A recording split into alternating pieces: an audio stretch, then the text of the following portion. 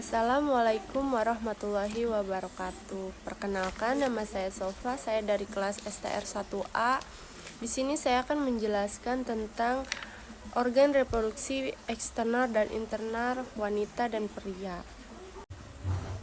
Yang pertama yaitu ada organ reproduksi wanita eksternal. Yang pertama ada mons pubis, berfungsi sebagai pelindung bagi organ reproduksi internal seperti vagina dan rahim, menyediakan bantalan penyangga terhadap tekanan fisik atau benturan. Yang kedua ada commissure anterior, berfungsi koordinasi aktivitas otot dengan menghubungkan belahan otak kiri dan kanan. Commissure anterior membantu koordinasi antara keduanya dalam berbagai proses kognitif dan motorik. Meskipun fungsi utama dari pengolah bahasa dan gerakan motorik terletak pada belahan otak berbeda. Yang ketiga ada orificium uretra. Fungsinya pengeluaran urin. Orificium uretra berfungsi sebagai saluran untuk mengeluarkan urin yang telah disaring oleh ginjal dari tubuh melalui uretra sehingga keluar melalui bukaan tersebut. Yang keempat ada vestibul. Fungsinya adalah ruang yang terletak di antara labia minor dan berfungsi sebagai area yang mengelilingi bukaan uretra, vagina, dan kelenjar periosteal, kelenjar signa. Fungsi utama vestibul adalah sistem reproduksi wanita adalah sebagai saluran masuk untuk proses seksual dan sebagai saluran bagi keluarnya urin melalui uretra. Yang kelima ada labia mayor, berfungsi menyediakan perlindungan termal. Lapisan lemak yang ada di dalam labia mayor membantu menjaga suhu tubuh area genital dan memberikan perlindungan tambahan terhadap gesekan. Yang keenam ada anus, berfungsi utama anus adalah sebagai saluran untuk mengeluarkan feses atau kotoran dari tubuh setelah proses pencernaan di sistem pencernaan selesai. Feses dikumpulkan di rektum dan kemudian dikeluarkan melalui anus sebagai buang air besar. Yang ketujuh ada orificium vagina. Fungsinya merupakan jalan kelahiran bagi bayi selama proses persalinan. Saat melahirkan, kepala bayi melewati vagina melalui orificium vagina menuju ke dunia luar, saluran untuk menstruasi. Orificium vagina memungkinkan keluarnya darah menstruasi dari rahim selama siklus menstruasi, saluran untuk aktivitas seksual. Selama hubungan seksual, orificium vagina menerima penis menggunakan penetrasi dan juga berfungsi sebagai saluran untuk cairan semen yang dapat mengandung sperma yang memungkinkan terjadinya pembuahan. Yang ke-8 ada hymen. Fungsinya perlindungan awal pada masa bayi dan anak-anak. Hymen berfungsi sebagai pelindung untuk menjaga agar bakteri atau partikel asing tidak masuk ke dalam vagina dan menyebabkan infeksi. Yang ke-9 ada labia minor.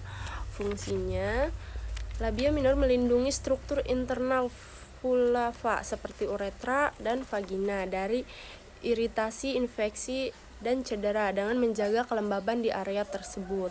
Yang terakhir ada verticulum clitoridis. Fungsinya juga membantu menstabilkan posisi klitoris dan mungkin berfungsi dalam menciptakan sensasi yang lebih intens pada sebagian wanita, terutama pada saat stimulasi yang melibatkan area klitoris. Yang kedua ada organ reproduksi wanita internal. Yang pertama tuba fallopi. Fungsinya merupakan tempat terjadinya pembuahan antara sel telur, ovarium yang dilepaskan oleh ovarium dan sperma dari pria. Pembuahan biasanya terjadi di bagian tuba fallopi yang paling dekat dengan ovarium. Mentransportasikan sel telur terhadap pembuahan, tuba fallopi membantu mengarahkan sel telur yang sudah dibuahi menuju rahim yang proses implementasi. Yang kedua ada urin fundus. Fungsinya, pada masa kehamilan, fundus rahim menjadi tempat utama bagi perkembangan janin. Saat janin tumbuh, fundus akan berkembang dan mengarah ke atas, memberi ruang bagi pertumbuhan janin. Yang ketiga, uterus. Fungsinya adalah untuk menampung dan melindungi embrio atau janin selama kehamilan. Setelah pembuahan, embrio akan menempel pada dinding rahim, tepatnya perkembangan dan tumbuh. Yang keempat, ada frembia. Fungsinya untuk menangkap sel telur yang baru dilepaskan dari ovarium dan membimbingnya menuju tuba falopi. Tanpa frembia, sel telur mungkin tidak akan sampai ke tuba falopi untuk proses pembuahan. Yang kelima ada endometrium. Fungsinya, setelah pembuahan, embrio akan menempel atau melintas di lapisan endometrium. Endometrium yang tebal dan kaya pembuluh darah menyediakan nutrisi dan dukungan bagi embrio yang berkembang. Yang keenam ada myometrium. Fungsinya terdiri dari otot-otot yang berfungsi untuk berkontraksi dan membantu mendorong bayi keluar selama proses persalinan. Kontraksi ini juga membantu membuka serviks leher rahim agar bayi dapat keluar melalui jalan lahir. Yang ketujuh ada perimetrium. Fungsinya sebagai lapisan pelindung luar bagi rahim, memberikan perlindungan terhadap organ-organ di sekitarnya, serta menjaga kestabilan dan struktur rahim. Yang kesembilan ada vagina. Fungsi vagina sebagai saluran tempat bayi keluar selama proses persalinan. Selama kontraksi, bayi akan melewati vagina untuk dilahirkan saluran untuk menstruasi. Vagina juga menjadi saluran tempat darah dan jaringan endometrium dikeluarkan selama menstruasi. Tempat pembuahan. Vagina merupakan tempat masuknya sperma dari pria selama hubungan seksual. Vagina, sperma akan bergerak menuju serviks dan tuba falopi untuk bertemu dengan sel telur jika terjadi pembuahan. Yang 9 ada serviks. Fungsinya sebagai saluran yang menghubungkan rahim dengan vagina. Ini memungkinkan aliran darah menstruasi keluar dari rahim dan memungkinkan sperma masuk ke rahim selama hubungan seksual.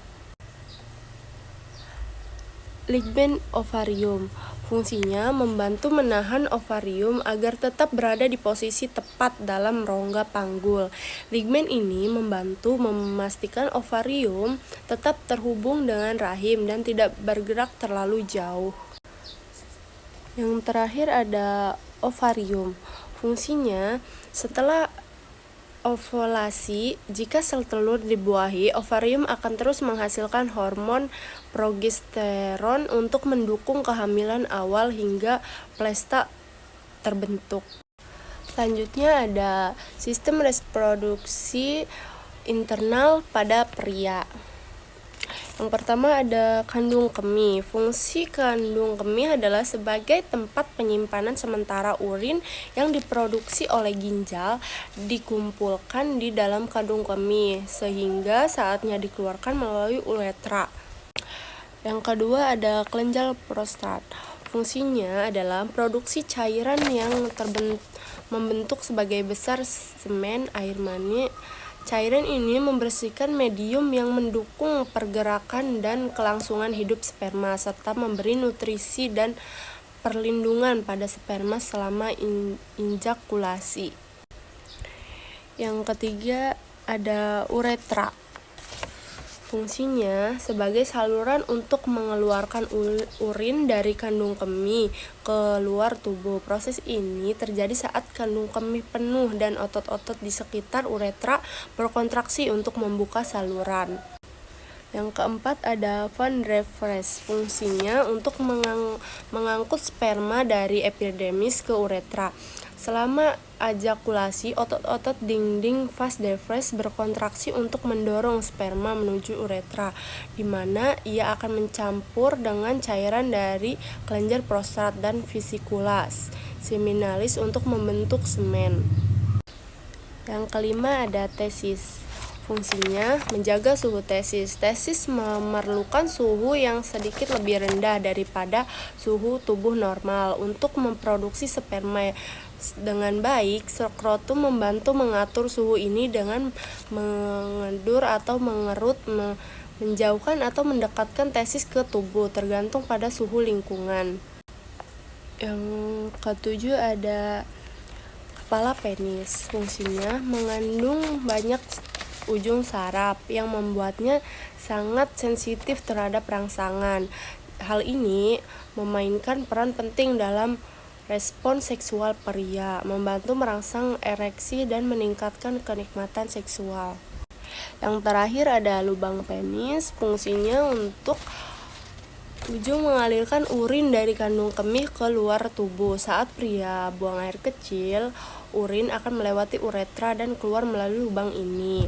Pengeluaran semen. Selain itu, urin lubang penis juga berfungsi sebagai saluran untuk mengeluarkan semen atau air mani saat ejakulasi.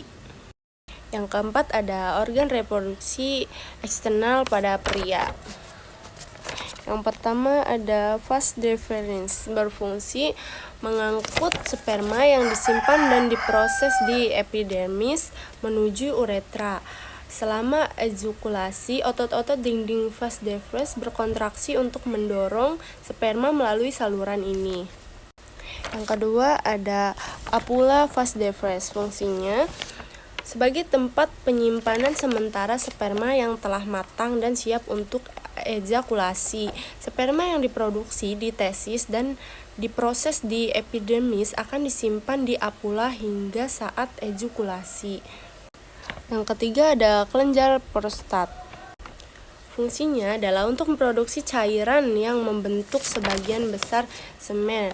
Cairan ini memberikan medium yang mendukung pergerakan dan kelangsungan hidup sperma saat memberi nutrisi perlindungan pada sperma selama ejakulasi. Yang keempat ada kelenjar Cooper. Fungsinya adalah menghasilkan cairan yang berfungsi untuk membasahi dan melumasi uretra selama ejakulasi.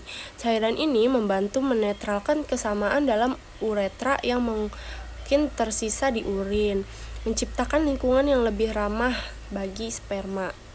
Yang kelima ada epidermis. Fungsinya pemataan sperma. Sperma yang dihasilkan oleh tesis belum matang dan tidak dapat bergerak dengan baik dapat pertama kali diproduksi. Di dalam epidermis, sperma akan mengalami pematangan termasuk kemampuan untuk bergerak, motilitas, dan kemampuan untuk membuahi sel telur. Yang keenam ada testis. Fungsinya produksi sperma. Tesis bertanggung jawab untuk memproduksi sperma, sel produksi pria yang diperlukan untuk pembuahan sel telur wanita. Proses ini terjadi di dalam tubulus seminiferus, bagian dalam tesis di mana sperma diproduksi melalui proses yang disebut spermatogenesis. Yang ketujuh ada ureter. Fungsinya untuk mengalirkan urin yang diproduksi oleh ginjal menuju kandung kemih untuk disimpan sementara. Proses ini terjadi melalui gerakan peristialik kontraksi otot yang teratur di sepanjang dinding ureter. Yang ke-8 ada kandung kemih. Fungsinya adalah organ berongga yang berfungsi sebagai tempat penyimpanan sementara urin sebelum dikeluarkan dari tubuh. Yang ke-9 ada vesicula seminalis. Fungsinya menghasilkan cairan yang membentuk sebagian besar volume semen. Cairan ini kaya akan frustasa yang berfungsi sebagai sumber energi bagi sperma, membantu mereka bergerak dan bertahan hidup lebih lama dalam saluran reproduksi wanita. Yang ke-10 ada uretra. Fungsi untuk mengalirkan urin yang disaring oleh ginjal keluar tubuh. Ketika kandung kemih penuh, otot-otot di sekitar uretra berkontraksi untuk membuka saluran dan mengeluarkan urin dari tubuh. Yang ke-11 ada jaringan erektil. Fungsinya yang terdiri dari rongga-rongga kecil yang dilapisi oleh pembuluh darah, mengandung pembuluh darah yang dapat mengembang, berdilatasi, dan mengisi rongga tersebut dengan darah. Saat pria terangsang, pembuluh darah di jaringan erektil akan mengembang, menyebabkan penis mengeras dan membesar yang dikenal dengan istilah ereksi. Yang terakhir ada gelas penis. Fungsinya mengandung banyak ujung saraf yang menjadikan sangat sensitif terhadap rangsangan. Sensitivitas ini memainkan peran penting dalam respons seksual pria, meningkatkan kenikmatan dan rangsangan selama hubungan seksual.